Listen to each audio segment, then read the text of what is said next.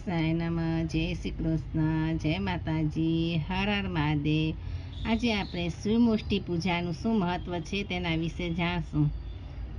ઓમ નમઃ શિવાય.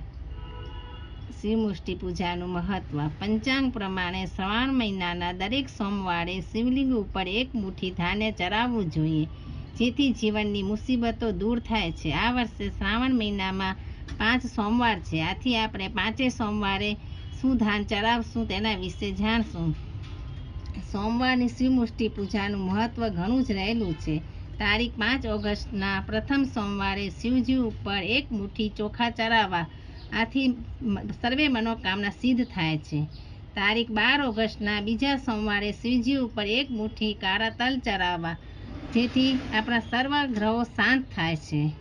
તારીખ 19 ઓગસ્ટે ત્રીજા સોમવારે શિવજી ઉપર એક મુઠ્ઠી મગ ચડાવવા, આથી આપણે સાંસારિક સુખોમાં વધારો થાય છે.